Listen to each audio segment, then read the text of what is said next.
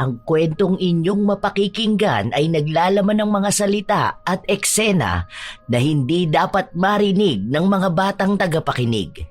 Ang istriktong gabay ng nakatatanda ay kailangan.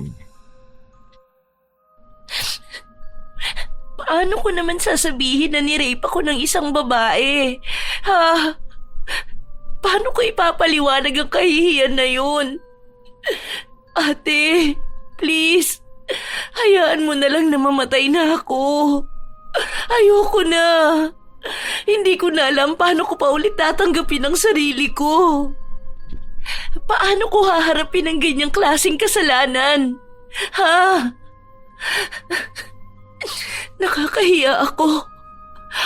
Please lang, patayin niyo na lang ako. Hindi ko kayang isipin na binaboy ako. Binaboy ako ng kapwa ko babae.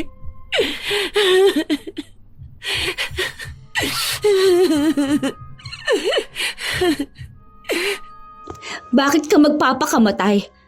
Ang daming dahilan para lumaban sa buhay. Lumaban ka sa kanya. Bakit ngayon mo lang sinabi, ha? Pwede natin siyang kasuhan eh.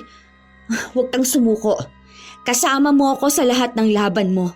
Ipaglalaban din kita. Makikipaglaban? Saan ako hihingi ng hustisya? Sa batas? Paano ko sasabihin sa kanila na ginahasa ako ng kapwa ko babae? Ha? Paniniwalaan ba nila ako? O gagawin lang nilang katatawanan? Naiisip mo ba yun, ate? Paano ako? Anong laban ko? Mas gugustuhin ko pang mamatay kesa pag-usapan ng mga tao. Sadyang wala sa kasarian ang pagiging manyakis. Minsan, may pagkakataon talaga na kahit pagtitiwala sa kaparehas mong kasarian ay hindi na rin makakabuti. Katulad na lamang ni Jace na mahalay na tao. Pero lahat ng ginagawa niya ay may karampatang kaparusahan.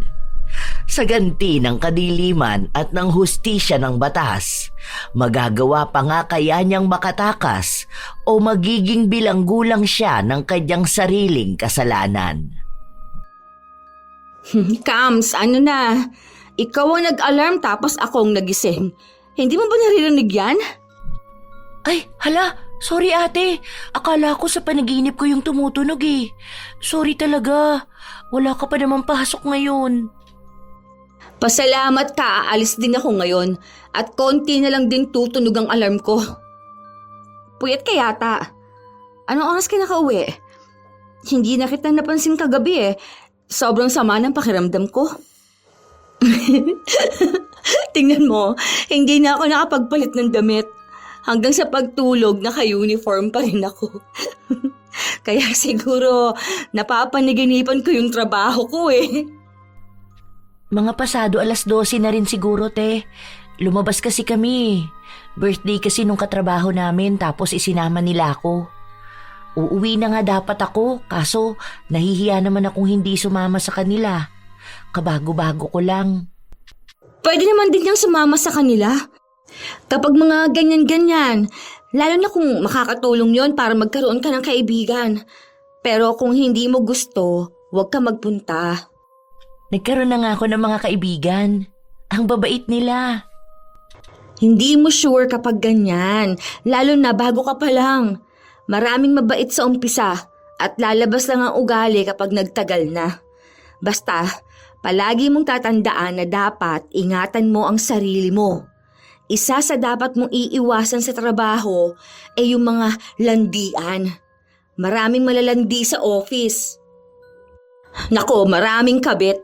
Work ka lang doon ha. Ang dami ko nang sinasabi. Sige na, mauna ka nang maligo, baka malate ka pa. Magpinsan sina Jo at Camille at magkasama silang nangungupahan sa iisang kwarto. Para makatipid na rin sila sa mahal ng renta.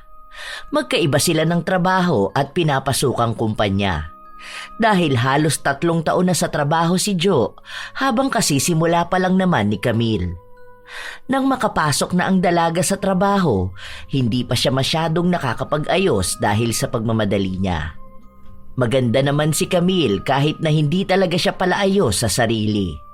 Madalas na suklay, pulbos at pampapula sa labi lang ang kanyang ginagawa. Unang pasok niya pa lang sa trabaho, marami na ang nagtatangka na magpapansin sa kanya, pero palagi niyang sinasabi na trabaho ang pinunta niya roon at hindi ang paghahanap ng pag-ibig. Habang abala sa trabaho si Camille, lumapit sa kanya ang katrabaho niya na may dalang kape. Kapapasok lang, tutok na agad sa computer ah. Oh, kape ka muna. Ay, salamat. Magkano to? Bakit mo naman babayaran yan?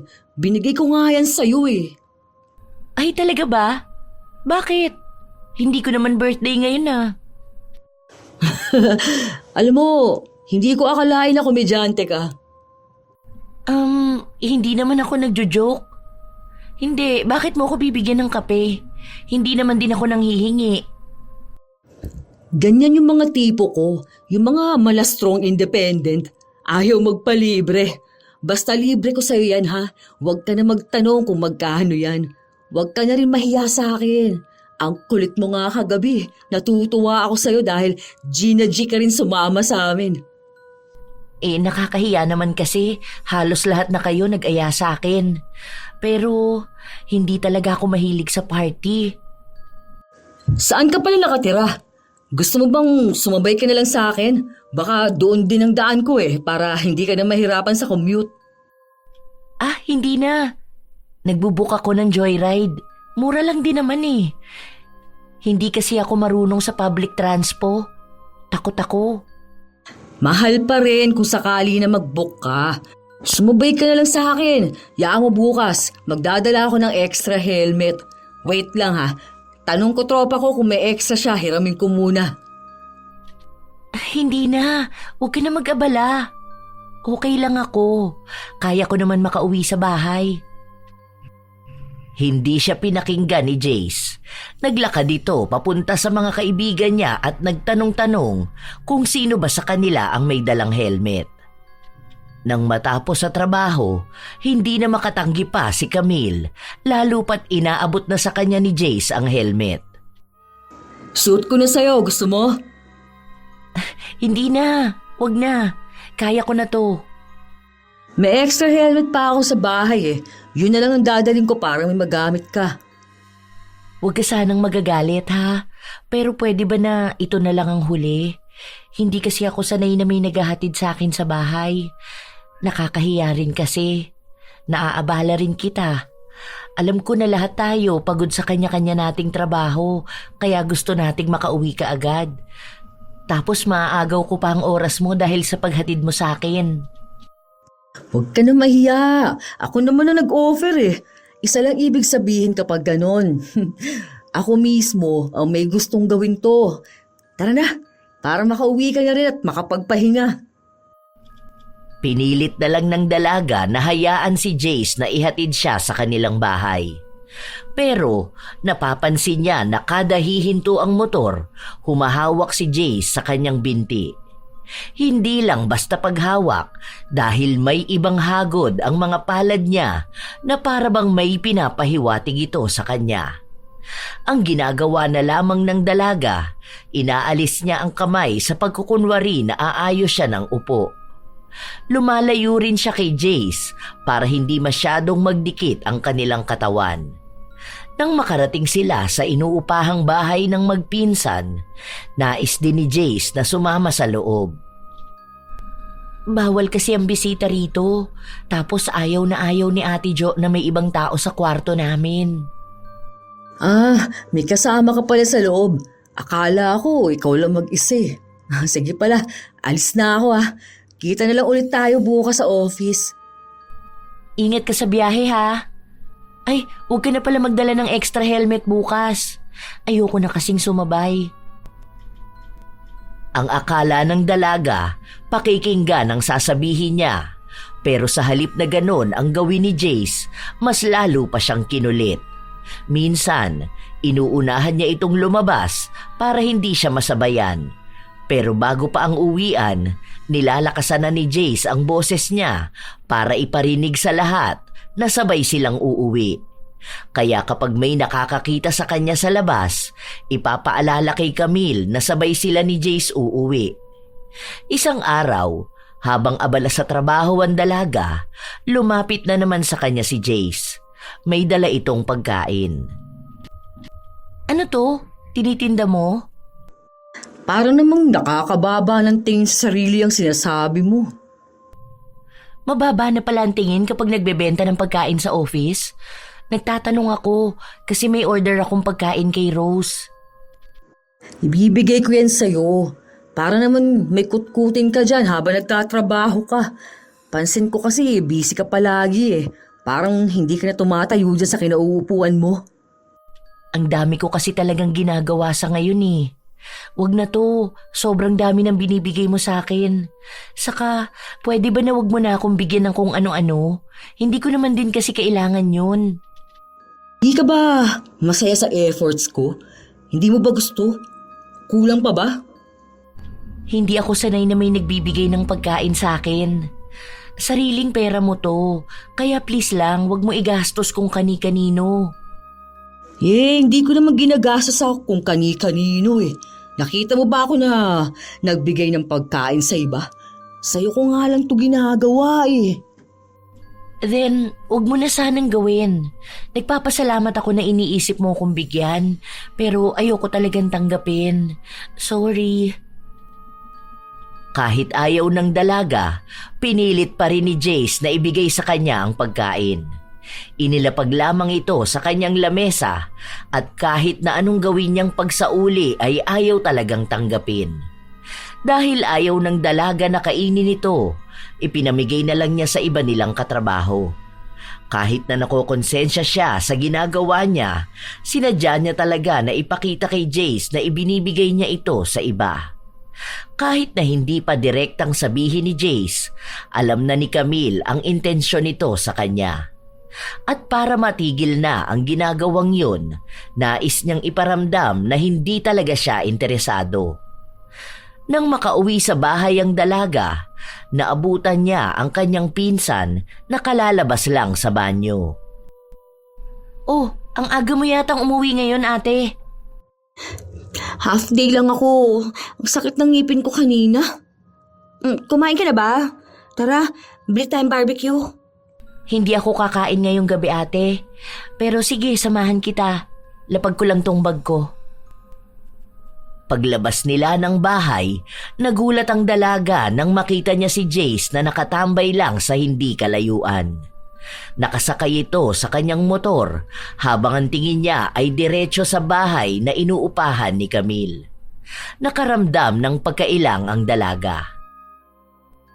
Hoy, okay ka lang ba? Bakit kanina ka patahimik dyan? Sino bang kanina mo pang nililingon sa paligid, ha? May nakikita ka bang hindi ko nakikita? Ah, wala ate. May namukaan lang ako kanina. Akala ko kakilala ko. Magkakamukha sila rito sa Manila, ano? Oo nga eh. Ate, tingin mo, kunwari yung katrabaho mo palaging dikit ng dikit sa'yo, tapos palagi kang pinapansin at binibigyan ng pagkain. Minsan pa gusto palagi kang ihatid pa uwi. Ano bang ibig sabihin nun? Friendly lang ba siya? Ganun ba siya sa iba? Hindi, sa akin lang. Isa lang naman ang ibig sabihin kung bakit gano'n ang isang tao. Malamang may gusto yun sa'yo. May naniligaw ba sa'yo doon? Baka maging kabit ka, ha? Hindi naman ako nagpapaligaw, ate. Wala naman sa mga katrabaho ko ang bet ko. Wala lang. May isa kasi doon na ang kulit niya. Kahit na sabihin kong ayokong tanggapin ang pagkain na bigay niya, naku, gastos pa rin ang gastos sa akin. Ang mahal pa naman ng bilihin. Sabihin mo na sa kanya ng diretso na ayaw mo talaga sa kanya para hindi na umasa. Kapag ganyan pa naman na makulit, minsan nakakainis na.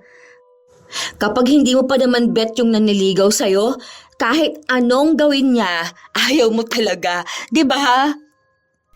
Sinabihan ko na nga siya, kaso ang kulit niya pa rin eh. Pinapakita ko na nga sa kanya na hindi ako komportable, pero siya, naku todo push pa rin. Nahihiya naman akong diretsuhin siya, kasi mukha naman siyang mabait eh. Alam mo, parehas lang din naman na masasaktan siya. Kasi hindi mo naman siya gusto. Kaya mas maganda kung diretsahin mo na para hindi ka na mahirapan sa trabaho mo. Ay minsan nagiging dahilan pa yung mga ganyan para may mag-resign eh. Sayang ang work ha. Ganda pa naman ang sahod mo doon.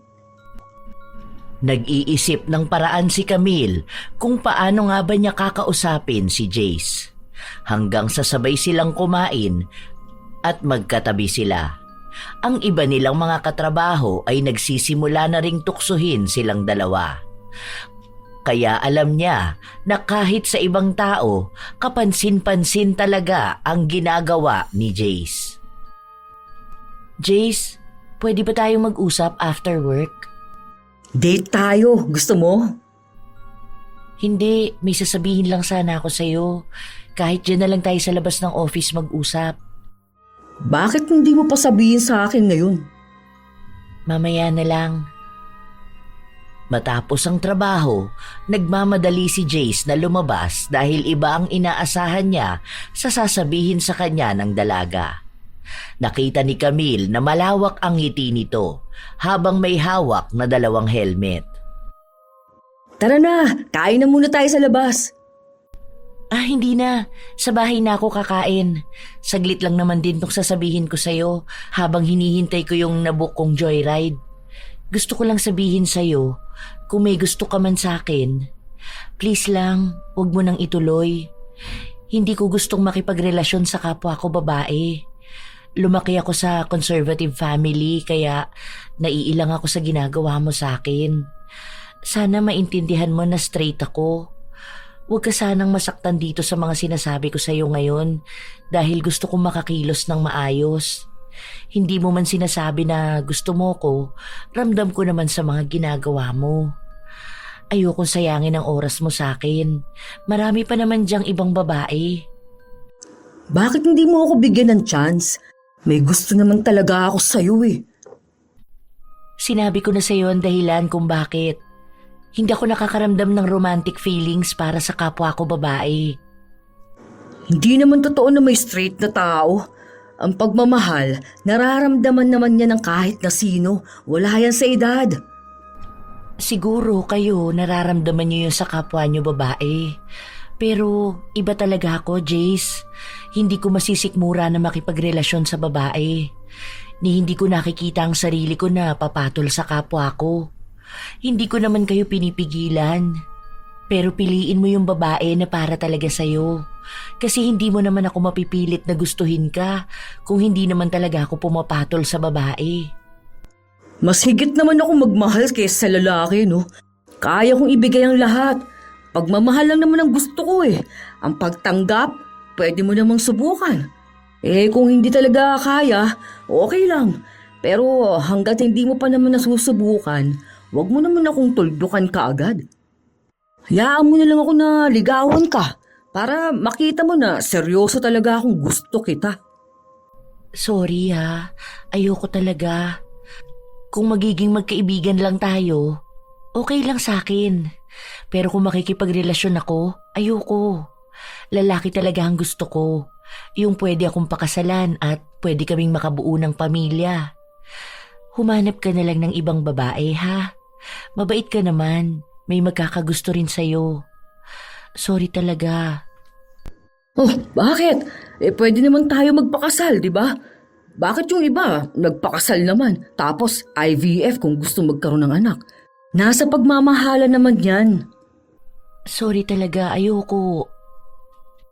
Kahit nakokonsensya si Camille sa diretsahan niyang pagtanggi, alam niyang yun lang ang paraan para malaman ni Jace na kahit anong gawin niya, wala talaga siyang pag-asa. Totoo naman ang mga sinabi ni Camille. Hindi siya tutol sa mga tao na nagmamahal ng kapwa nila babae, pero hindi ibig sabihin nun ay gagawin niya rin. Lumaki siya sa pamilya na palagi silang pinapangaralan tungkol sa pakikipagrelasyon sa katulad nila ng kasarian. Pero kahit na nasabi na niya kay Jace ang nararamdaman niya, hindi pa rin siya tinigilan. Halos araw-araw na nagdadala ng bulaklak si Jace. Iniiwan ito sa kanyang lamesa at ang mga katrabaho naman nila ay panay ang pagtukso sa kanila. Minsan, kinakausap siya at nagtatanong sa kanya kung malapit na bang maging sila ni Jace. Pero ang sagot niya ay hindi yon mangyayari. Dumarating na rin sa punto na nahihirapan siyang magtrabaho dahil bawat galaw niya, pakiramdam niya ay nakamasid sa kanya si Jace.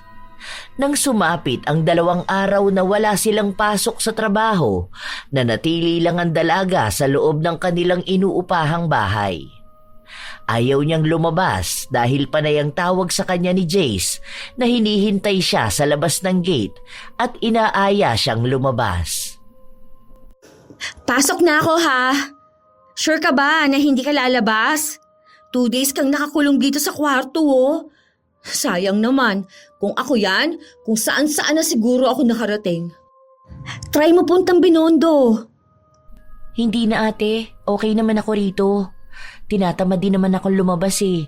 Mas masarap yung tambay lang dito tapos pahiga-higa. Hinihintay ko lang din na tumawag si na tatay. Sige na pala, aalis na ako. Order ka na lang ng pagkain mo para mamaya. O kaya, bili ka na lang ng ulam mo sa labas. May kanin pa naman dyan. Kahit pagbili ng pagkain, hindi magawa ni Camille dahil natatakot siya na baka biglang magpakita sa kanya si Jace at pilitin na naman siya nitong lumabas sila. Baka sa sobrang kulit nito ay mapapayag siya. Mahina pa naman sa pagtanggi ang dalaga, lalo na kung halos magmakaawa na sa kanya ang isang tao. Ay, ang boring naman. Kung malapit lang sana ang bahay namin, umuwi na lang ako. Kaso kailangan ko pa sumakay ng Roro. Hindi ko naman afford ang plane ticket. Nakakainis, hindi naman kasi ako makagala. Sana may friends ako rito. Nakasimangot lang si Camille buong maghapon. Nananawa na siya sa panonood sa kanyang cellphone. Gusto naman talaga niyang makagala pero hindi niya magawa. Kung papayag naman siyang sumama kay Jace, hindi rin siya magiging masaya dahil alam niyang mabibigyan niya lang ng maling pag-asa ang manliligaw. Nang makabalik na sila sa trabaho, hindi na naman tumitigil si Jace sa pangungulit sa kanya. Iniiwasan mo ba ako? Alam mo ba na ilang oras akong nandun sa tapat ng gate ninyo? Hindi kasi ako mahilig gumala. Sana nag-aya ka na lang ng ibang babae. Bakit ako mag-aaya ng iba? Kung ikaw nga yung gusto ko. Tara, sabay na tayong kumain. Dito na lang ako upo sa tabi mo. Usog. Ano ba? Yung kamay mo. Hindi ko naman sinasadya mahawakan yung dibdib mo eh. Sorry ang laki kasi. Nasanggi ko lang naman. Doon ka na lang sa upuan mo. Ang dami kong ginagawa ngayon. Mamaya pa ako kakain. Wag na. Ngayon na para nga magkasabay tayo. Nagugutom na kaya ako. Pwede ka naman kasing kumain doon sa table mo eh. Sinabi ko na kasi sa'yo na wag mo na akong sabayan. Naiinis ka na ba sa akin? Cute mo Hindi kasi ako nakikipagbiruan sa'yo, Jace. Hindi na ako makagalaw dahil wala kang ibang ginawa kundi ang sumunod at dumikit sa akin. Nililigawan kita. Ano nga asahan mo? Malamang gusto kong ipakita sa'yo na seryoso talaga ako sa ginagawa ko. Hindi ko na kailangan yung ginagawa mo dahil hindi naman kita magugustuhan. Sa totoo lang, pinapahirapan mo lang ako lalo. Gusto ko makagalaw ng maayos. Pero paano ko naman yun gagawin kung ganyan ka?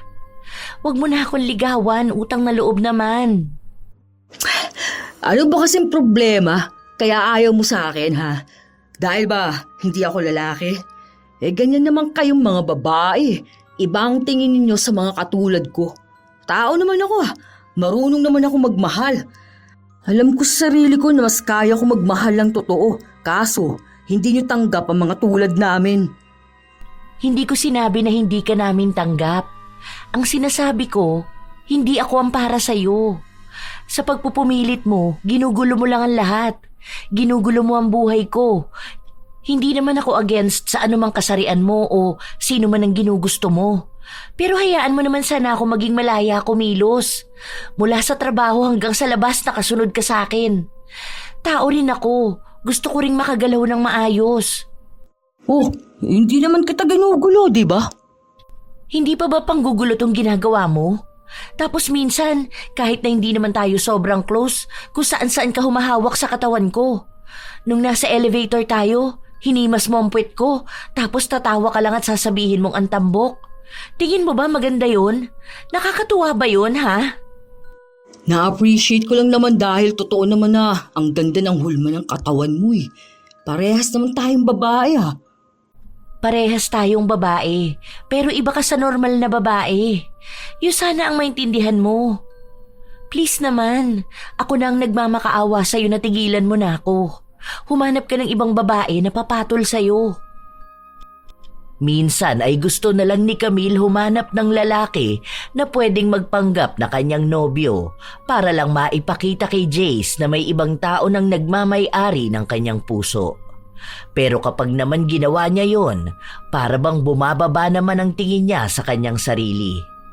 Kahit na anong sabihin ni Camille, patuloy pa rin si Jace sa panunuyo sa kanya. Isang beses, habang abala ang dalaga sa kanyang ginagawa, bigla siyang napasigaw nang maramdaman niyang may humaplo sa kanyang binti. Nang mapatayo siya, nakita niya si Jace sa ilalim ng mesa at mukhang may inaayos. Kakagulat ka naman. Bakit ka biglang sumisigaw? Buti wala si na boss sa office. Anong ginagawa mo dyan? Inaayos ko yung mga sabit-sabit na wire sa ilalim. Lilipat kasi ako ng pwesto eh. Dito na ako sa tapat mo. O, di ba? Para mas masaya yun dahil mas malapit na tayo sa isa't isa. Sana nagsabi ka muna, no? Alam mo naman na nakapalda ako, tapos bigla kang pupunta dyan sa ilalim. Tapos manghahawa ka pa ng legs. Busy ka kasi kaya hindi na kita inistorbo. Saka saglit lang naman to eh. Hindi ko rin naman sinasadya na matamaan ang legs mo. Baka nung hinila ko ang wire. Tapusin mo na muna yan. Mamaya na lang ako uupo. Sa susunod magsabi ka ha. Hindi yung bigla ka na lang pupunta sa ilalim. Konting respeto naman sana. Hindi maikakaila sa mukha ng dalaga na naiinis na siya. Hindi naman siya mabilis magalit sa isang tao dahil mahaba ang kanyang pasensya. Pero dahil sa mga ginagawa ni Jace, hindi na niya napipigilan pa ang kanyang sarili. Dahil magkatapat na sila, lalo nang hindi makapagtrabaho ng maayos si Camille. Dahil ang mga katabi nila, mga kaibigan ni Jace na siyang patuloy silang inaasar. Habang tahimik ang dalaga, biglang nagtanong sa kanya ang kanyang katabi kung ilan na ba ang naging nobyo niya. 2 pa lang. Yung isa 2 years. Yung isa naman 1 year. Mga 4 months na kaming naghiwalay nung last. Yung 2 yun, nakasex mo na? Bakit naman ganyan ang tanong mo? Hindi naman na dapat tinatanong yung ganyan. Wala naman. Napatanong lang naman ako. Kasi ang tagal ng relationship nyo. Parang ang boring naman nun kung walang sex, di ba? Kung pwede nga lang, first day pa lang, bembangan na eh. Ganyan pala ang tingin mo sa isang relationship? Oh, ang seryoso na naman ng baby ko. Nagbibiro lang naman ako eh. Sige na pala ha. Sorry na baby. Basta ako, kung gusto mong maging virgin lang, okay lang sa akin yun. Hindi naman yata nakakawala ng virginity ang daliri eh. Hindi nakakatuwa yan. Kung ganyan ka magsalita, wag mo na lang akong kausapin. Hindi kumibo si Camille kahit na ang mga katabi na niya ang kumakausap sa kanya. Ayaw pa naman niya sa lahat ay ang ganoong klase ng usapan. Marami na siyang naririnig na ganoon sa mga katrabaho niya pero hindi siya nakikisali sa usapan. Ayaw niyang pati siya ay tatanungin ng mga kalaswaan. Habang lumilipas ang mga araw, naging mas bastos ang bunganga ni Jace. Ngayon lang yun napansin ni Camille dahil ngayon lang naman ang pagkakataon na matagal silang nagkasama. Ang dating lamesa kasi ni Jace, malayo sa kanya kaya hindi niya naririnig kapag nagsasalita ito. Ang alam niya lang, madalas na maingay sa dati niyang pwesto dahil sa tawanan. Nauunawaan na ng dalaga kung bakit, dahil sa mga bastos nilang biruan. May itatanong sana ako sa'yo, baby ko. Pwede ba wag mo akong tawaging baby? Basta, may itatanong ako kung okay lang. Tungkol na naman saan? Kung sa mga kabastusan nyo na naman, wag mo na lang itanong dahil hindi ko rin naman yan sasagutin. Ang seryoso mo naman. Hindi naman na tayo mga minor dito. Matatanda na tayo. Saka, para maging open din tayo sa isa't isa, di ba? Hindi ko kailangan maging open. Kung kayo natatawa sa mga ganyang biruan nyo, ibahin nyo ko. Hindi man lang ba kayo naiilang na ang lalaswa ng mga lumalabas sa bibig nyo? Tapos babae at lalaki magkakasama rito at naririnig? Ay, sorry naman pala. Napansin ko kasi na palaging upod ang kuko mo. Hindi tulad ng iba rito na naka-nail extension pa. Tatanong ko lang sana kung palagi ka bang nag-finger? Kung nahihirapan ka pwede naman na akong gumawa na lang nun para sa'yo Mahaba tong daliri ko. Jace, hindi nakakatuwa! Ang bastos mo! Uy, teka lang, saan ka pupunta? Nabibiro lang naman ako Agad na nagtungo ang dalaga sa HR para magsumbong. Sa loob ng opisina siya umiyak dahil sa hindi magandang pagbibiro na ginawa sa kanya ni Jace. Hindi niya matanggap na binastos siya sa harapan ng maraming tao. At sa halip na suwayin ang nambastos sa kanya ay sinabayan pa siya sa pagtawa. Matagal ding nanatili ang dalaga sa loob ng opisina. Matapos niyang makalabas, si Jace naman ang kinausap. Nagpaliwanag agad ito na nagbibiroan lang naman sila at hindi niya sinasadya na makapagsalita ng hindi maganda para sa dalaga. Pinagsabihan siya na sa susunod na may reklamo na naman sa kanya, maaaring matanggal na siya sa trabaho. Ang huli kasing katrabaho nila na kaaalis lang ay nakaranas din ng mga nakakabastos na biro mula kay Jace. Simula pa noon ay ganoon na ang mga biro ni Jace, pero hindi siya natatanggal dahil wala namang gaanong reklamo. Pinagtatanggol din siya ng kanyang mga kaibigan dahil para sa lahat, biro lang naman talaga yun. Hindi pinansin ng dalaga si Jace kahit na kinukulit siya nito. Hanggang sa pagkatapos ng trabaho at pagka-uwi ni Camille, naabutan niya si Jace na naghihintay sa kanya. Hoy, sorry na. Joke lang naman Tumabi ka dyan! Sorry na kasi. Hindi ko naman alam na ma-offend ka sa sinabi ko Joke lang naman talaga yun. Bakit yung mga katabi natin natawa naman sila, di ba? Ang seryoso mo naman kasi. Ganun naman talaga mga adults joke, di ba? Sana, alam mo na ang biro, nakakatawa. Hindi porket may natatawa sa joke mo, ibig sabihin magandang biro na yun. Pwede ba? Tumabi ka dyan, gusto ko na magpahinga. Uy, sorry na kasi. Kahit naman hindi kita patawarin, wala pa rin naman ako magagawa, di ba? Hindi mo rin naman ako titigilan. Ay, ang arte mo naman kasi. Kung mas nakakala mo naman virgin ka na kailangan sambahin ng lahat Ang hirap-hirap mo suyuin Ginawa na ng lahat Ang dami mo pang inaarte dyan. Hindi mo sabihin sa akin kung ano ba talagang gusto mong gawin ko. Alam mo kung anong gusto kong gawin mo? Lubayan mo ako! Yon, magiging masaya ako. Kaya kung gusto mo talaga ako maging masaya, lumayo ka na sa akin. Hindi pwede! Sobrang dami ko ng paghihirap sa'yo Ang dami kong gastos. Hindi ako papayag na ganito lang Na hindi mo ako magugustuhan. Sinasabi ko sa'yo, makukuha rin kita. Hindi mo ako magdadaan sa mga kaartehan mong ganyan. Tandaan mo, wala pang babae ang tumanggi sa akin. Ano ba? Nasasaktan ako! Bitiwan mo nga ako! Jace, ano ba? Nagpupumilit si Jace na hatakin siya nang sakto namang dumating si Joe. Siya ang humila kay Camille at pumagitna sa dalawa. Anong problema mo? Oh, sino ka naman?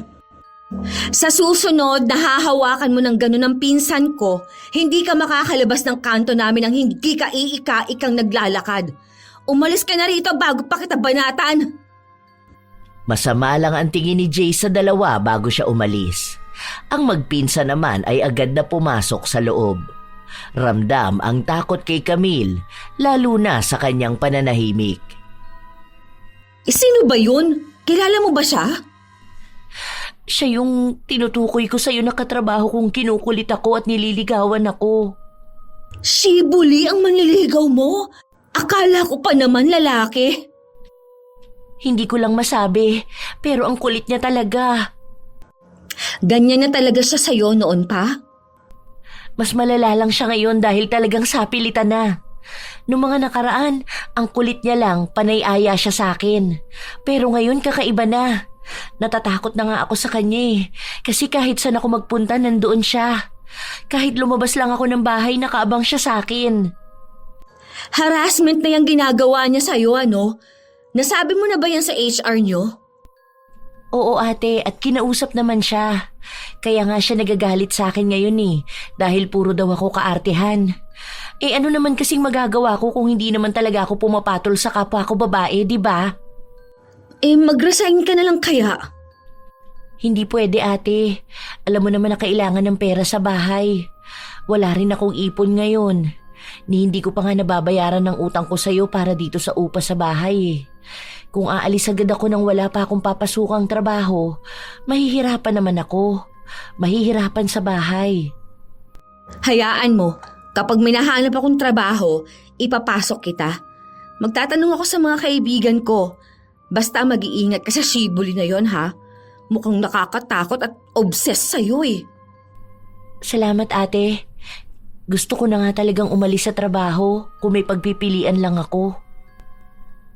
Nahihirapan ng pumasok sa trabaho si Camille, lalo pa kapag naiisip niya si Jace. Hindi na sila nagpapansinan, pero ramdam niya ang galit at pagnanasa nito sa kanya. Naiilang siya, pero wala naman siyang ibang magawa. Ang buong akala ng dalaga ay hindi na talaga sila magkikibo ang dalawa, hanggang sa inabangan siya nito sa banyo. Walang ibang tao, kaya agad na nakaramdam ng kaba si Camille. Pwede bang paraanin mo ko? Talaga bang ayaw mo sa akin? Ilang beses ko naman ang pinaliwanag sa'yo, di ba? Kaya please naman, wag mo na akong guluhin. Magiging tahimik ang buhay natin kung hindi mo ipipilit ang gusto mo. Alam kong pinaglalaroan mo lang ako dahil gusto mo lang na suyuin kita ng suyuin. Di kita titigilan hanggat hindi kita nakukuha. Tandaan mo yan, ha? Magiging akin ka rin. Ramdam na ramdam ni Camille na hindi talaga titigil si Jace hanggat hindi nito nakukuha ang gusto niya. Kung magtatagal pa siya sa trabaho, baka mas lalo lang siyang mahirapan. Habang nasa trabaho si Camille, wala siyang ibang ginawa kundi ang maghanap ng ibang mapapasukan. Ang dami na niyang napasahan at wala pa ni isa ang tumatawag sa kanya. Gustong-gusto na niyang makawala. Hindi pa naman siya pag-aari ni Jace, pero pakiramdam niya ay hawak na nito ang buong buhay niya. Hanggang sa lumipas pa ang ilan pang mga linggo. Nagiging mas baliw sa kanya si Jace. Isang gabi, naabutan ng kanyang pinsan si Camille na nag-eempake ng mga gamit. Saan ka pupunta? Aalis ka ba? May team building kami bukas, diba? 2 days, 1 night kami dun sa resort na sinasabi ko sa'yo. Yung sa Rizal. Ah, okay. Bukas na pala yun. Sure ka ba na sasama ka? Hindi ko nga sigurado, ate. Gusto ko sumama pero parang may pumipigil sa akin. Baka natatakot ka dun sa Shibuli. Pwede ka naman siguro magsabi kung hindi mo talaga ramdam na sumama, di ba? Hindi ka naman siguro nila pipilitin. Nahihiya kasi ako Na-mention ako sa GC namin na sumama raw ako. Kasi nga, ito yung first time ko nasasama sa team building. Para din daw makasalamuha ko yung iba. Masyado raw kasi akong tahimik sa office. Masaya rin daw doon. Masaya naman ang team building kung masaya ka sa mga kasama mo. Pero kung may baliw kang kasama, baka hindi ka rin mag-enjoy. Nandoon naman ang HR namin, saka yung iba kong mga nakakausap sa office. Wala kasi akong kaibigan doon eh. Medyo naiilang kasi ako dahil lahat sila magkakakilala na. Doon pa kayo magstay ng isang gabi. Siguraduhin mo lang na walang ibang gagawin sa'yo yung shibuli na yon, ha? Kapag hindi mo gustong magstay doon, tawagan mo ako. Pupuntahan kita doon kahit na anong oras. Salamat, ate. Buong magdamag na pinag-isipan ni Camille ang desisyon niya kung sasama nga ba siya o hindi. Hanggang sa nabasa niya ang sinabi sa GC nila na baka hindi makasama si Jace dahil masama ang pakiramdam niya. Doon lang siya nakampante na sumama. Kung wala si Jace, alam niyang magiging masaya at malaya ang kanyang araw. Nang magkita-kita sila, wala nga si Jace. Nakihalubilo ang dalaga sa mga katrabaho niya. Masaya siyang nakisali sa mga palaro. Hanggang sa sumapit na ang hapon at karamihan sa kanila ay nagtungo na sa kanilang mga silid. May kasama si Camille pero nagsabi ito na hindi raw siya matutulog sa kwarto na yon dahil doon daw siya sa kwarto ng kaibigan niya.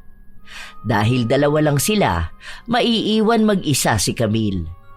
Habang nagpapahinga siya, napansin niyang may isang katrabaho na pumasok sa kwarto at nagtanong kung ilan ang kasama ni Camille. Dalawa kami, pero ako lang muna sa ngayon kasi doon daw siya sa kabilang kwarto. Nang sandaling sabihin ng katrabaho niya na doon na lang si Jace dahil wala ng ibang kwarto, nanlamig ang buong katawan ni Camille. Nagtanong pa siya kung kanino pwedeng makipagpalit ng kwarto at sinabi sa kanya na nagpapahinga na ang iba. Mabait naman daw si Jace. Wala nang nagawa pa ang dalaga. Akala ko ba hindi ka pupunta? Humabol na lang ako dahil nandito ka eh. Akalain mo yun, magkasama pa tayo sa iisang kwarto. Ayos ano, pwede tayong tabi sa iisang kama. Ayan oh, may bakante dyan. Bakit kailangan magkatabi tayo? Magpapahinga na ako. Hindi maganda ang pakiramdam ng dalaga pero hindi siya makapagreklamo. Kahit napagod na ang kanyang katawan ay hindi siya makapagpahinga. Ayaw niyang matulog dahil iniisip niya na baka may masamang gawin sa kanya si Jace. Nang sandaling silipin niya ito, pansin niya na natutulog na ito. Dahil sa sobrang antok ng dalaga, binalot na lang niya ng kumot ang katawan at saka niya pinilit na matulog. Pero sa kalagitnaan ng gabi, nagising siya matapos niyang maramdaman na may humahaplos sa kanyang dibdib at marahan na humahalik sa kanyang mga labi. Nais niya sana itong itulak pero hindi niya magawa dahil nakatali ang dalawa niyang kamay. Ano bang ginagawa mo? Bastos ka! Tulong!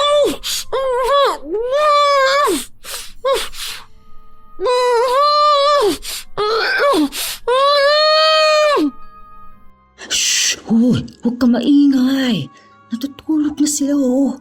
Ayoko sa mga babae yung maiingay eh. Dapat natulog ka na lang. Sarap na ako rito.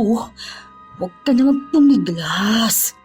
Hayaan mo, malalaman mo na mas masarap akong magpaligaya kesa sa mga naging ex mo. Hindi ako boring, hindi ka magsisisi.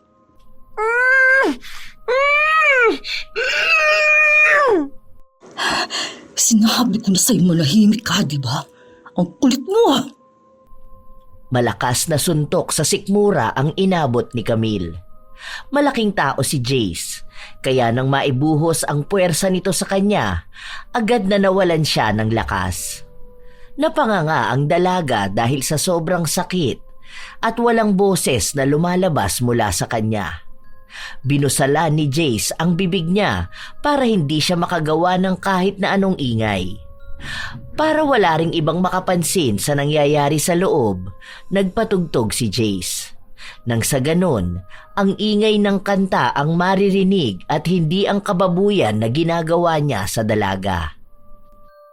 Dami mo kasing arte. Kaya yan, napilitan na lang akong gawin to. Alam mo, sobrang lamig ng pwesto natin sa office. Kaya ang ginagawa ko, tumitingin na lang ako sa'yo para mag-init ako. Ang sarap mo pa naman. Kahit nakadamit ka pa, ang laki ng dibdib mo. Hindi kayang sakupin ng mga kamay ko. Walang lakas ang dalaga.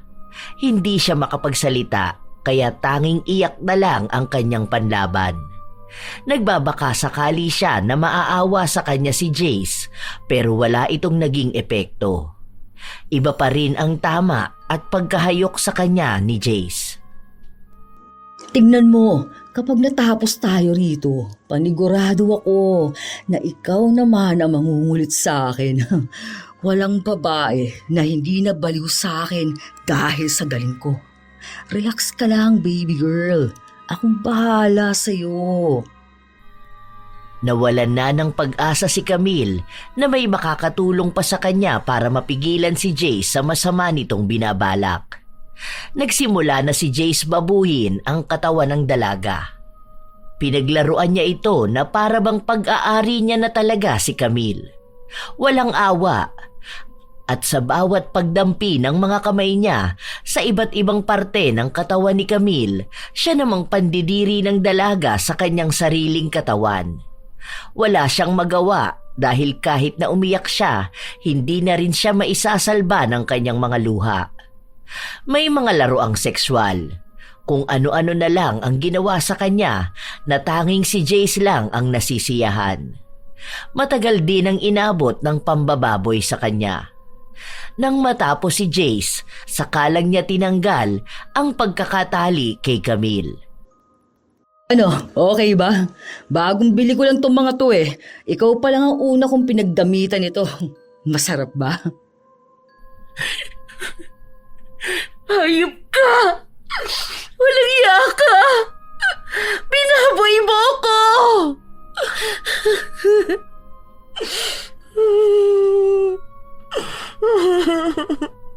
Ang OA mo naman sa binaboy.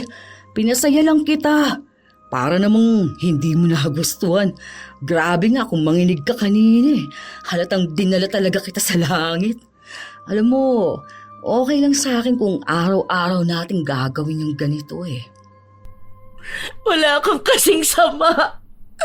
Nirape mo ako. Dahil sa ginawa mo, pakiramdam ko ang dumi-dumi ko ng babae. Demonyo ka! Sus, kunwari ka pa dyan. May dalawa ka namang naging ex, di ba? Imposible namang hindi mo nakasex sa mga yun noon. Mas nakakadiri naman yung lalaki pa ang nakasama mo sa kama. At least ako, hindi ka na napagod. O, di ba? Mas matagal pa kitang napaligaya. Huwag ka nang umiyak, ang OA mo eh. Hindi naman ganyan ang mga ex ko noon. Tuwang-tuwa pa nga sila eh dahil ang galing ko raw. Sige na, magbihis ka na. Oh, anong oras no? Baka mamaya gumising na yung mga katrabaho natin. Baka umiiyak ka kasi akala mo ito na ang last. Hayaan mo, meron pa to. Sarap mo pa naman. Sana sa susunod marinig ko yung ungol mo. Ingay mo kasi. Ayan tuloy, kinailangan ko pang takpan ang bibig mo.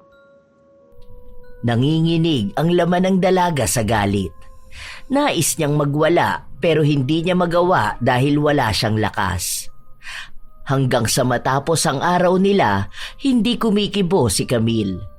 Nakatulala lang siya at kahit na may kumakausap sa kanya ay hindi niya pinapansin ang mga ito. Nang pauwi na sila at nagliligpit na ng mga gamit, lumapit sa kanya si Jace at bumulong. Alam mo, huwag ka nalang malungkot kasi natapos naman eh. Isa pa, kaya naman kitang panindigan. Mahal lang kita kaya nagawa ko yun. Ayaw mo naman kasi akong bigyan ng chance Kaya wala na ako ibang pagpipilian kundi ang pilitin ka. O, tingnan mo naman, maayos ka naman, di ba? Sorry kung nasaktan kita kanina. Ang likot mo kasi. Mahal? Tingin mo ba may pagmamahal sa ginawa mo? Ha? Binaboy mo ang katawan ko. Hindi pagmamahal ang nararamdaman mo sa akin. Dahil ang pagmamahal, may respeto. Parehas lang naman yun. Huwag ka na kasing mag-inarte. Pwede naman talaga tayo eh. Oh, paano ba yan? May nangyari na sa ating dalawa. O anong balak mo ha? Alangan namang ganun na lang. Sinisigurado ko sa'yo na mananagot ka. Saan ako mananagot ha? Magsasampa ka ng kaso sa akin? Magsusumbong ka sa mga polis? Anong patunay mo sa kanila? Sige nga, paano mo sasabihin sa kanila na ni-rape ka ng babae, ha? Baka pagtawalan ka lang nila eh. Wala namang ibang papasok sa'yo kundi ito lang mga mahahaba kong daliri at yung mga sex toy ko na bagong bili. Hindi ba? Mas nakakahiya naman kung malalaman pa nila yung mga ganon, di ba? Bahala ka. Kung magsusumbong ka, magiging kahihiyan ka. Di tulad kapag pumayag ka na lang na bigyan ako ng chance. At least ako, di ba? Kaya kong ipakita sa'yo na paninindigan talaga kita kasi mahal kita. Ikaw na lang ang pumili. Ang mahalin ako o maging katatawanan ka sa pagbibintang mong may babaeng gumahasa sa'yo. Naluha sa galit ang dalaga, lalo pat nakikita niya kung paano maging masaya si Jace sa kanyang ginawa. Hindi niya ito makitaan man lang ng pagsisisi. Sa halip ay taas noo pa nitong ipinagyayabang sa kanya na naangkin na nito ang kanyang pagkababae. Pagka-uwi ni Camille, masayang sumalubong sa kanya ang pinsan. Nag-aabang ito ng kwento pero wala siyang gana sa lahat ng bagay. Hindi niya rin alam kung paano nga ba niya sasabihin ang panghahalay na nangyari. Hoy, okay ka lang ba? Kinakausap kaya kita. Pagod ka? Wala ako ikukwento. Wala akong gana sa lahat. Wala na akong ganang mabuhay pa. Ha? Ano bang nangyari? May nang-away ba sa'yo sa team building ninyo? Hindi ko alam kung paano ko sasabihin. Natatakot ako. Nahihiya ako. Hoy, umiiyak ka ba? Naku, ano nangyayari sa'yo? Sabihin mo sa akin, anong ginagawa sa'yo ng mga tao doon? Walang ibang ginawa si Camille kundi ang umiyak lang. Hindi niya magawang makapagsalita dahil napipigilan siya ng kahihiyan. Naaalala niya ang sinabi sa kanya ni Jace. Buong magdamag siyang hindi makatulog. Halos saktan na rin niya ang kanyang sarili. Sa tuwing pipikit siya, naaalala niya lang ang nangyari sa kanya. 3 araw na ang nakalipas, hindi pa rin pumapasok sa trabaho si Camille. Tinatawagan na siya ng HR pero hindi niya sinasagot. Sunod-sunod din ang naging problema niya. Tumawag kasi ang kanyang kapatid at sinabi sa kanya na naospital ang kanilang ama at kinakailangan nila ng pera para sa gamot nito.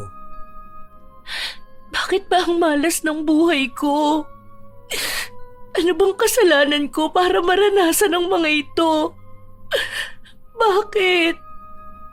Bakit buhay pa rin ako? Ayoko na. Pagod na ako. Sawang-sawa na akong habulin ang bangungot na ito.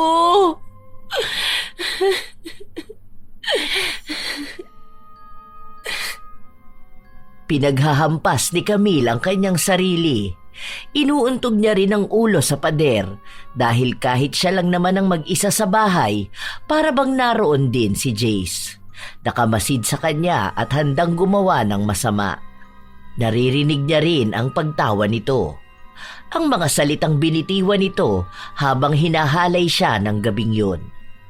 Para matigil na ang kanyang mga nararanasan, Kinuha niya ang isang matalim na bagay sa gilid ng lamesa. Kung hindi ako titigilan ng bangungot na ito, ako na lang ang kikitil ng sarili kong buhay. Habang naglalaslas siya ay sumisigaw rin siya. Wala na siyang ibang maramdamang sakit dahil para bang ang ginawa na ni Jace ang pinakamasakit na sugat na kanyang naranasan. Kitang-kita niya kung paano umagos ang kanyang dugo pero wala siyang pakialam dahil ang gusto niya ay matapos na ang buhay niya. Nang sa ganon, mawala na rin ang lahat ng problema niya. Noon naman ay matatag na babae si Camille. Kahit na anong pagsubok ang dumating sa kanya, nalalampasan niya ang mga ito nang hindi niya naiisipang kitilin ang kanyang buhay. Pero lahat ng lakas at tiwala niya sa kanyang sarili ay nawala na. Dahil iniisip niya na wala na siyang kwentang tao. Ni hindi man lang niya nailigtas ang kanyang sarili laban sa isang taong lumapastangan sa kanya. Ilang sandali pa, may nagpupumilit na magbukas ng pinto ng kwarto. At nang masira yon, nakita niya ang may-ari ng bahay. Narinig siya nitong nagsisigaw at sa pag-aalala nila ay pinuntahan siya. Kahit na ayaw niya, agad siyang dinala ng mga ito sa ospital. Doon siya tinurukan ng pampakalma at pampatulog dahil wala siyang ibang ginawa kundi ang magwala. Nang magising siya, nakita niya ang kanyang pinsan. Baka sa mukha nito ang pag-aalala sa kanya. Ano bang ginagawa mo sa sarili mo, Camille? Ano bang problema mo? Sabihin mo sa akin. Gusto ko nang mamatay. Hayaan niyo na lang akong mamatay. Paanong hahayaan? Sabihin mo sa akin kung ano nangyari sa'yo. Simula kasi nung umuwi ka galing sa team building ninyo, ganyan ka na eh. Hindi ka na makausap ng maayos. Hindi ka na rin pumapasok sa trabaho mo ni hindi ka nga kumakain. Ano pa talagang nangyari sa'yo? Tapos ngayon, ayan, magpapakamatay ka? Ayoko na, ate. Napapagod na akong isipin ang kahayupan na ginawa niya sa akin. Hindi ko na kayang labanan tong utak ko. Gusto ko na lang mamatay para matahimik na ako. Sinong lumapastangan sa'yo? Paano ko naman sasabihin na nirape ako ng isang babae? Paano ko ipaliliwanag ang kahihiyan na yun? Ate, please, hayaan mo na lang na mamatay na ako. Ayoko na. Hindi ko na alam paano ko pa ulit tatanggapin ang sarili ko. Paano ko haharapin ang ganyang klaseng kasalanan? Nakakahiya ako. Please lang, patayin niyo na lang ako. Hindi ko kayang isipin na binaboy ako. Binaboy ako ng kapwa ko babae. Bakit ka magpapakamatay? Ang daming dahilan para lumaban sa buhay. Lumaban ka sa kanya. Tsaka, bakit ngayon mo lang sinabi? Pwede natin siyang kasuhan eh. Huwag kang sumuko. Kasama mo ko sa lahat ng laban mo. Ipaglalaban din kita. Makikipaglaban? Saan ako hihingi ng hustisya? Sa batas? Paano ko sasabihin sa kanila na ginahasa ako ng kapwa ko babae? Paniniwalaan ba nila ako? O gagawin lang nilang katatawanan? Naiisip mo ba yun, ate? Paano ko? Anong laban ko? Mas gugustuhin ko pang mamatay kaysa pag-usapan ng mga tao. Walang humpay na umiyak si Camille. Paulit-ulit niyang sinasabi na patayin na lang siya. Dahil sa nangyayari sa kanya, galit na galit ang kanyang pinsan sa taong lumapastangan sa kanya. Nang mapakalma ulit nila si Camille at nakatulog na ito, Umalis si Joe para abangan ng taong may kagagawan kung bakit nagkaganon ang kanyang pinsan. Isang beses niya palang nakikita si Jace pero hindi niya makakalimutan ang mukha nito. Pagkalabas ni Jace, may kaakbay pa itong isang babae. Dahil sa panggigigil ni Joe, agad niyang sinapak si Jace. Hayop kang tomboy ka, ha? Papatayin kita! Sumugod ulit si Joe, pero may mga umawat na sa kanila. May mga gwardya na pumapagitna sa kanila, pero nagpupumigla si Joe para malapitan lang si Jace. Nang makalapit siya rito, hinila na lang niya sa buhok dahil may humila rin kaagad sa kanya palayo. Gago ka! Ano ba problema mo, ha? Ako pa ngayon ang gago? Ikaw ang demonyo! Ang lakas sa loob mong pagsamantalahan ng pinsan ko! Rapist kang hayop ka! Sinisigurado ko sa iyo na papatayin kita! Wala akong ginagawang masama! Ayusin mo yung pananalita mo, ha? Dahil sinasabi ko sa iyo, pwede kitang kasuhan dyan sa mga pagbibintang mo sa akin. Ikaw pang may lakas sa loob na magkaso sa akin, ha? Matapos mo manggahasa, ha? Wala nga akong ginagahasa. Yung nangyari sa amin ni Camille, ginusto niya yun eh.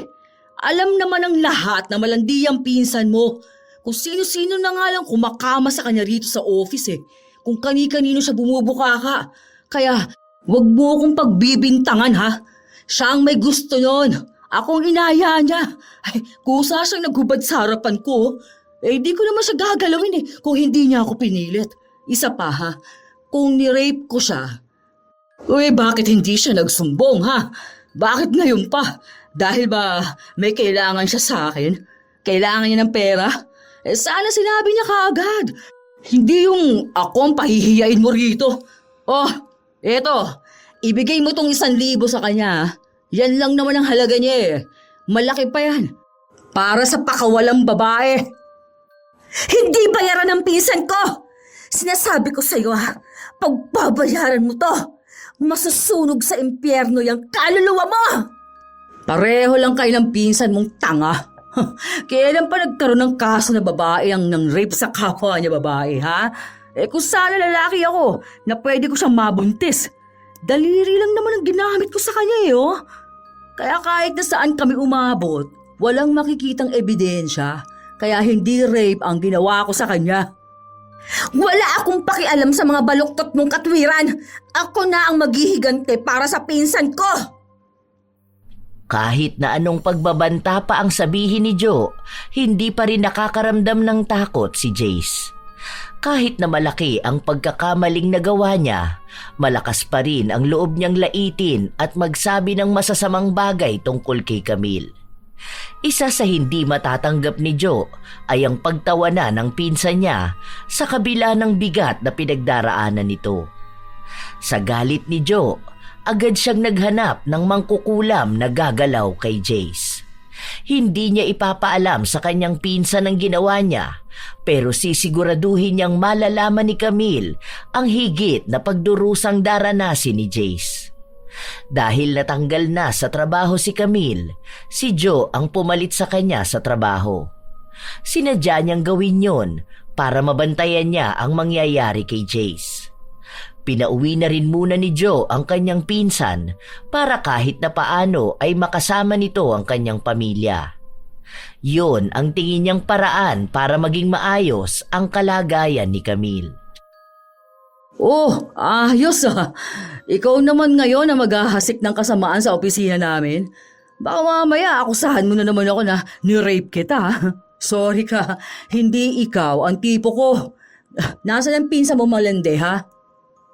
Kapag nakikita mo nagtatrabaho ako, huwag mo akong iniistorbo, ha? Baka bigla kitang masipa dyan eh. Grabe palang tapang mo, ano? Tingnan natin kung hanggang saan ka dadalhin yan. Huwag mo akong sinusubukan dahil mas marami akong kakampi kaysa sayo. At huwag mo rin akong susubukan dahil kaya ko kayong pahirapan lahat ng iisa lang ang kakampi ko. Hayaan mo, hindi ko na kailangan ipakilala sa'yo kung sino ang kakampi ko dahil makikilala mo yon ng kusa. Hintay ka lang ng konti, ha? Kung si Camille ay tahimik lang, iba ang ipinapakita ni Joe. Siya ang kabaliktaran ng ugali ng kanyang pinsan. Kaya kung nakakapagbiro sila ng hindi maganda kay Camille, hindi nila yon magawa kay Joe. Dahil isang salita lang na hindi niya magugustuhan ay babalikan sila ng mas masakit na salita. Ang isa sa punteriya ni Joe ay si Jace na sobra ang kayabangan. Kung sino-sinong babae rin ang ginugulo niya. Hanggang sa nagkaroon na naman ng bagong empleyado. Maganda ito at katulad ni Camille, mahinhin at mukhang mabait. Uy, ayos! Yari sa akin yan kapag nakilala ko yan. Sexy, laki ng puwet! At talagang hindi ka magbabago? Grabe!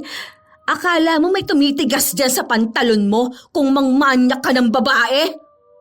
O ano bang pakialam mo, ha? Kung nagsiselos ka dahil mas nauna ko pang nagustuhan ng bago kaysa sa'yo, sorry ka na lang. Ibang taste ko sa babae. Aba, mas lalo naman ako. Hindi ako pumapatol sa rapist na nireregla. Masama lang siyang tiningnan ni Jace bago nito ibinaling ang tingin sa bagong empleyado. Habang sinisilip ni Jace ang babae, halata ang pagnanasa sa kanyang mga mata. Ilang sandali pa, bigla siyang napasigaw sa sakit. Aray! Sakit ang daliri ko! Oh, ano nangyayari sa'yo? Bakit naman naninigas yung daliri mo? Ganyan siguro kapag nakakakita ka ng babae, tapos nalilibugan ka. Ayos pala yung ganyan, ano? Alam mo, hindi ka nakakatuwa.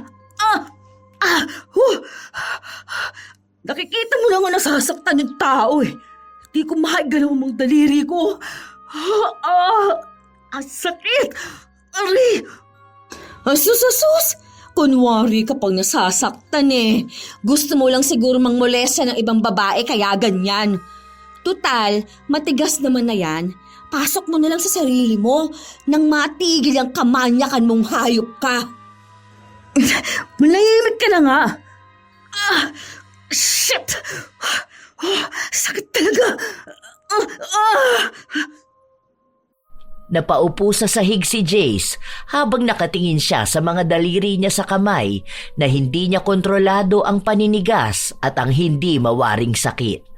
Walang humpay siyang humihiyaw hanggang sa dinala siya sa ospital. Si Joe naman, kalmado at masaya lang siyang nagtatrabaho. Alam na niya kung ano ang nangyayari kay Jace dahil siya mismo ang nagpagawa nun. Medyo matagal din bago umipekto sa kanya, ha? Sarap marinig ang sigaw niya sa sakit. Tama lang naman sa kanya yun. Kung tutuusin, kulang pa nga yan, ano? Kung pwede sanang patayin na lang eh. Kaso, wala namang thrill kung patay agad, di ba? Ay, okay na yan. Nakikita at naririnig kong nasasaktan talaga siya. At least, may ibabalita ako kay Camille kapag nakita na kami. Kinabukasan lang din ay pumasok ulit si Jace sa trabaho na para bang walang nanakit na mga daliri sa kanya kahapon. Nagkasabay pa sila ni Joe sa elevator. Hindi na ba naninigas yung daliri mo?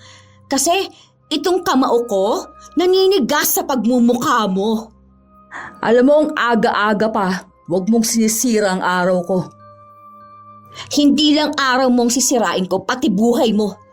Nagsisimula pa lang naman ang lahat. Medyo hindi pa nga ako masaya sa nangyayari sa'yo eh. Hayaan mo, sa susunod ha, marami ka ng babaeng makakasama matulog. Sa kulungan nga lang. Umirap si Joe bago siya lumabas ng elevator. Sa buong araw na yon, walang ibang ginawa si Jace kundi ang galitin siya. Ilang oras lang din sa pagtatrabaho si Jace, muli na namang nanigas ang kanyang mga daliri. Nung una, kakaunti lang ang kirot na nararamdaman niya. Hanggang sa unti-unti itong sumasakit. Para maiwas ang sarili niya sa ingay, napatakbo siya sa banyo. Sumunod naman ng palihim si Joe. Oh, shit! Bakit ganito na naman itong mga daliri ko?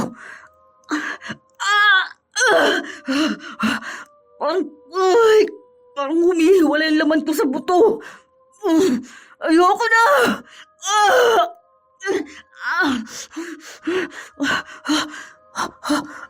Anong ginagawa mo rito, ha? Bakit mo sinasarado yung pinto? Oh, bakit ka nanginginig? Kalma lang. Dito lang ako, panonoorin lang kitang nahihirapan. Lumabas ka rito! Hoy!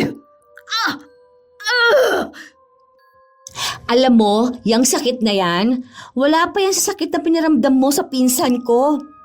Mas masakit yung pati sarili niya, itinatakwil na niya dahil sa kababuyan mo. Kaya kulang pa yung nangyayari sa'yo. Kulang pa yan sa mga kahayupan mo sa ibang babae na binabastos mo. Kung makapangmanya ka ng babae, akala mo hindi ka rin babae, ano? Ikaw, kapag hindi ka lumabas dito, sisigaw ako. Sisiguraduhin ko na magdedemanda ka kapag sinaktan mo ako. Okay, di kita na lang tayo, di ba?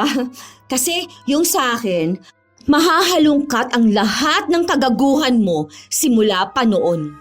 Pati pang rape mo sa 9 years old. Akala mo hindi ko alam ano, gulat ka? Gumagawa na kami ng paraan para mahuli kang hayop ka. Napakababoy mo. Alam mo ba yun? Napakasahol mong demonyo ka.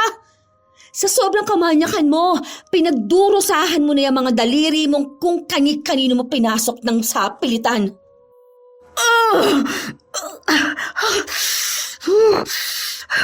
Hindi naman ako makukulong eh. Dahil hindi naman paniniwalaan na may kapwa babae nilang gagawa nun. Isa pa, hindi naman malaking kasalanan ginawa ko. Aray! Sobrang sakit. Aray! Umalis ka dyan! Kailangan ko bumalik sa doktor. Hindi. Hindi ka aalis dito hanggat hindi mo inaamin ang ginawa mo. Ano bang pag-amin ang gusto mong sabihin ko, ha? Wala akong aaminin. Dahil di naman rape ang ginawa ko. Sakit! Sobrang sakit! Huwag mong harangan ang daan! Hindi rape? Sapilitan ang ginawa mo sa kanila. Paano mo sasabihin hindi rape yon, ha? Hindi dahil babae sa babae, hindi mo na kukonsiderahin na panggagahasa ang ginawa mo. Oo na, ginawa ko na yun. Pero wala namang mawawala sa kanila eh. Hindi naman ako lalaki na bababoy talaga ng tuluyan sa katawan nila eh. Tumabi ka nga! Tulong! Ang sakit na ng mga daliri ko! Napadapa na lang si Jace sa sahig habang pilit niyang nilalabanan ang kanyang sakit na nararamdaman. Matagal pang pinagmasdan ni Joe ang nangyayari sa kanya. Hindi siya nasisiyahan sa kung anong nangyayari. Nakukulangan pa siya. Nais niya ay yung mas masakit, mas pagdurusahan palalo ni Jace. Hindi ka nakakaawa. Mas lalo ka lang nakakagalit. Ilang sandali pa, binuksan na ni Joe ang pinto at hinayaan niya si Jace na gumapang palabas. Doon lang nagkaroon ng taong tumulong sa kanya para dalhin siya sa ospital. Kampante naman si Joe na kahit anong gawin ng doktor, hindi nagagaling si Jace. Hindi na rin nag-aksaya pa ng panahon si Joe para pabilisin ang pag-usad ng demanda niya laban sa mapagsamantalang si Jace. Ilang araw pa ang lumipas, hindi na nakakapasok palagi si Jace dahil madalas na sumasakit ang kanyang mga daliri. Kung makakapagtrabaho man siya, saglit lang yun dahil apektado na ang kanyang trabaho. natanggal na rin siya. Kasunod naman nun ay ang pagpapatawag sa kanya para sa paglilitis sa ginawa niya. Ginamit na ebidensya ni Joe ang naging usapan nila sa banyo kung saan inamin ni Jace ang ginawa niya. Noong una, akala ni Joe ay hindi tetestigo si Camille dahil kahit na ilang buwan na ang lumipas ay hindi pa rin ito halos makausap. Pinagkaisahan ninyo akong dalawa. Sinasabi ko sa'yo, Camille, ginagawa mo lang nakakahiya ang sarili mo. Tingnan natin kung hindi ka pagtawanan ng mga tao. Hindi ba dapat ang rapist ang nahihiya sa ginawa niya? Hindi ang biktima nila? Kung hindi ako magiging matapang, sino magiging matapang para sa mga taong inabuso? Inabuso? Inabuso ng kapwa mo babae, ha? Ano namang kapani-paniwala ron? Wala sa kasarian yan. Dahil kung mapang-abuso ka, babae ka man o lalaki, may karampatan kang parusa sa lupa at sa Diyos. Huwag mong gamitin ang pagiging babae mo para manghalay ng kapwa mo babae. Huwag mo rin tatawagin babae ang sarili mo kung hindi mo alam kung paano rumispeto ng kapwa mo. Hindi ka babae, hindi ka lalaki. Alam mo kung ano ka? Isa kang demonyo at sisiguraduhin ko sa'yo na mabubulo ka sa bilangguan. Walang maiapila si Jace sa mga kasong isinampa sa kanya dahil hindi lang si Camille ang tumestigo laban sa kanya. May isang bata na kapitbahay nila, may dating katrabaho at kakilala. Lahat yon, si Joe ang naghanap. Pilit mang itanggi ni Jace ang mga ginawa niya, mas malakas pa rin ang laban ng mga biktima. Hanggang sa tuluyan na siyang nahatulan. Hindi to pwede! Babae rin ako eh! Bakit ganito? Hoy, ang lakas mo ng loob mong sabihing babae ka. Ayos ka rin ano? Di ba, ang galing ko manghula. Ang sabi ko sa'yo, magkakaroon ka ng maraming babae na makakasama mo. Oh, ayan di ba? Ang dami mo nang makakasama. Kaso nga lang, mga kriminal. Bagay na bagay ang rapist na gaya mo. Camille, di ba okay naman tayong dalawa? Akala ko ba magiging magkaibigan tayo? Wala akong kaibigan na ganyang kasama sa'yo. Hindi ako nakikipagkaibigan sa demonyo. Oras na para pagbayaran mo ang ginawa mo sa akin at sa iba pang kababaihan na walang laban sa'yo. Hindi sa lahat ng oras magagamit mong panlaban ng pagiging babae para makasakit ka ng kapwa mo babae. Sana magsilbing aral to sa'yo.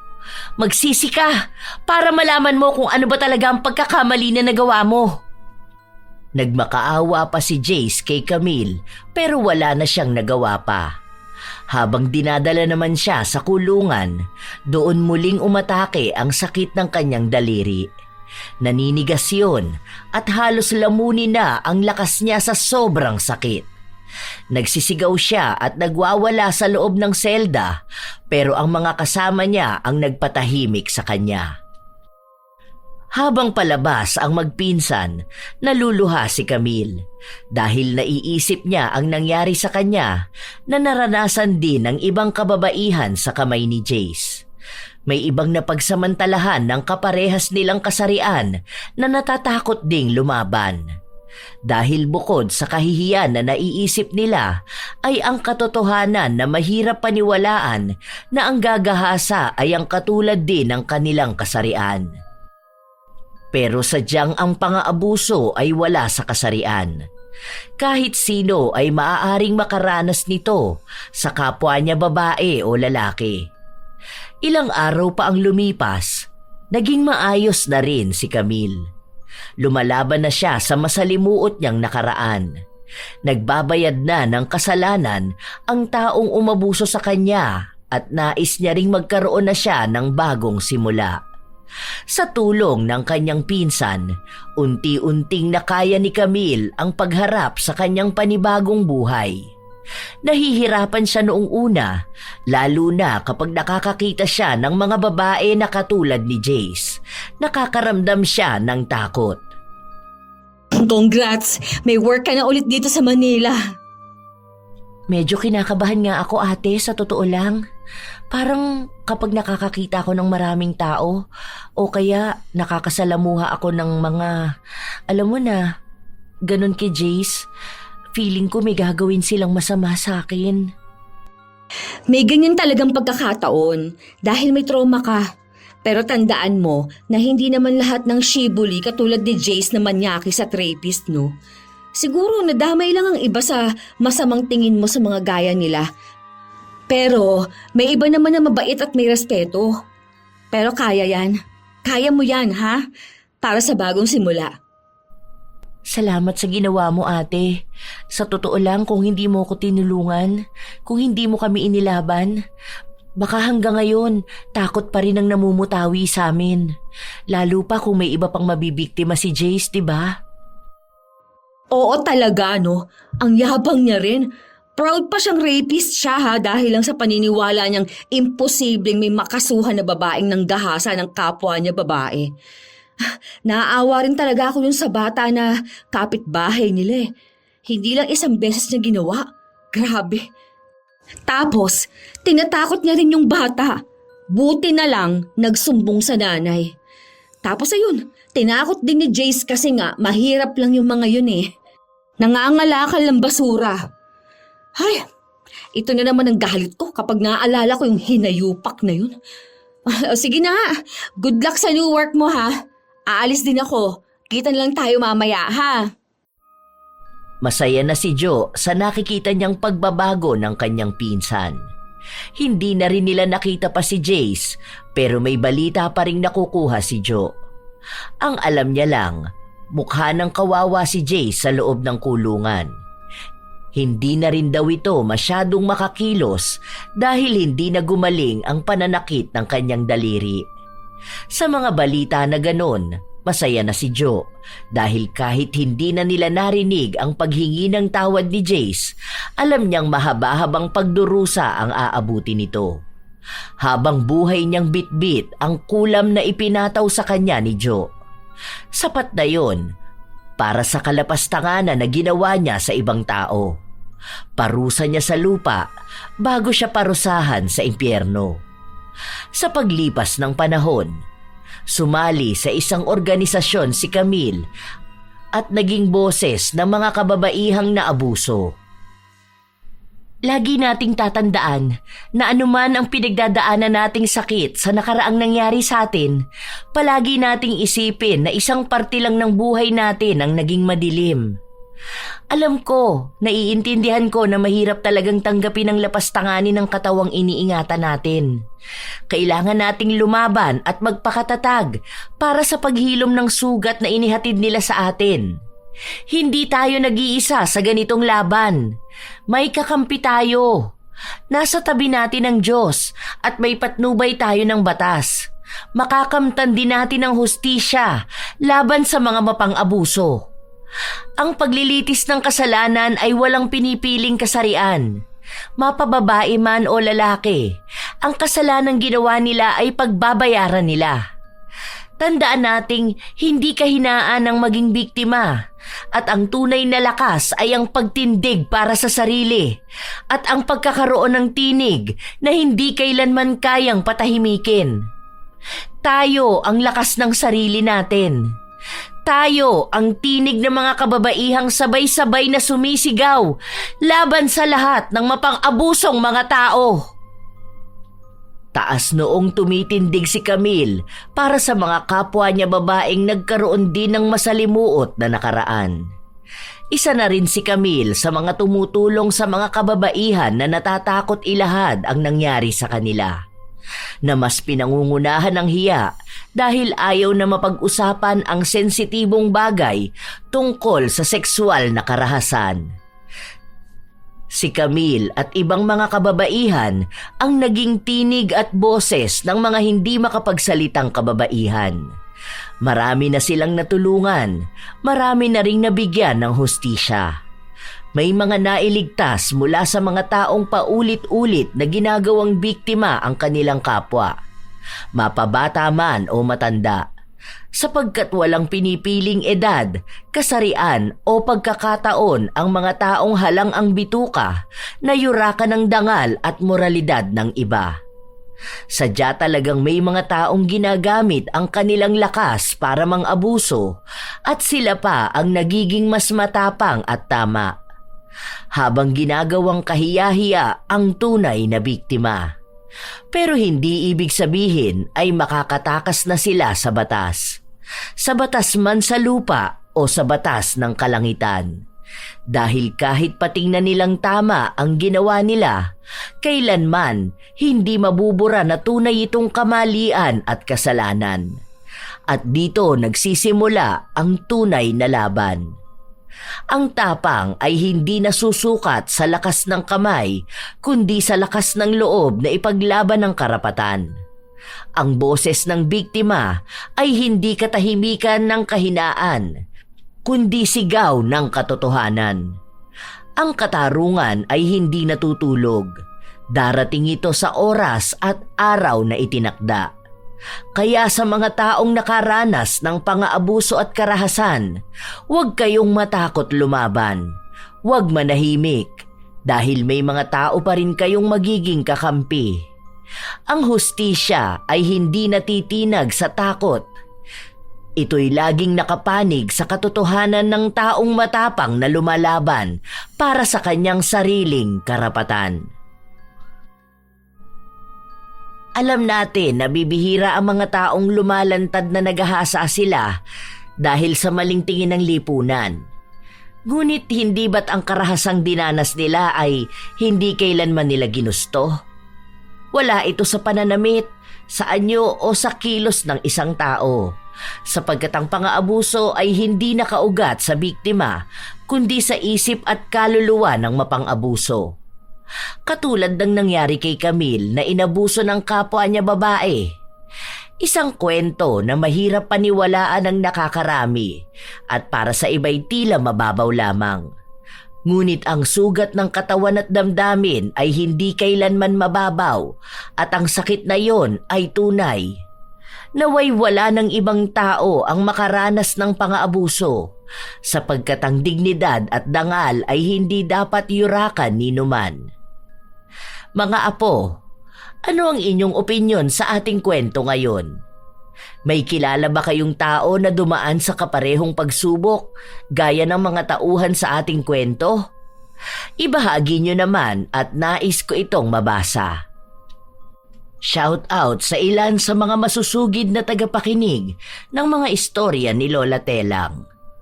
Razon Yao, Ellen Torres, Jen Alikaykay, Ver Heaven, Joan Ueda, Lynn Cruz, Lily Bat, MJ Rivera, Jean Gontiñas, Merly Rodriguez, Aileen Cruz, AD Mako, Elgin TV Vlog, Sally Dominguez, John Mark Alcantara. Shout out din sa inyo, Jessa Sikoy, Dodds Hungko, Josie Aniban, Richelle Adapon, Mergy Jade Aroza, Nemia Magaliano, Tutsi Rol, Lalaine Fabroa Tejada, Jing Bueno, Linda Trinidad, Jomer Brunola, J. Mark Fragata, Susan Manalo, Lilibeth de la Peña, Julia del Rosario. Shout out sa mga apo kong sina Sydney Crosswind at sa kanyang anak na si Christine Lane Bandoho, Supladang Pasaway, Lovely Rose Roa at Princess Rain Roa Alawami, Kimpoy Feliciano, Hazel Fiesta, Marida Lightworker, Gia Gigi, Francisco Neng, Jeremy Saranillo Francisco, Matt Sarol, Mel Santarita, Esteli Reyes at sa Reyes family ng Marikina City, AJ Chua, Vicky Yabut, Roy Lacandalo, Josefina Fuelias, Mike James Tapak, Will Maleses, Leonisa Cobo, Raquel Hasegawa, Maria Lee Nakagawa, Lynn Hasegawa, Elise Padilla, Lydia Lopez, Gemstone Claro, Lance MBB,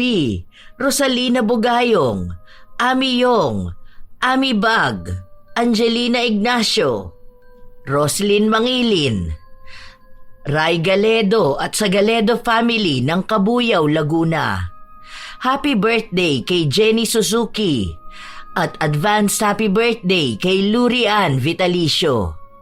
Ito ang inyong Lola Telang at maraming salamat sa palagi ninyong pakikinig, mga apo.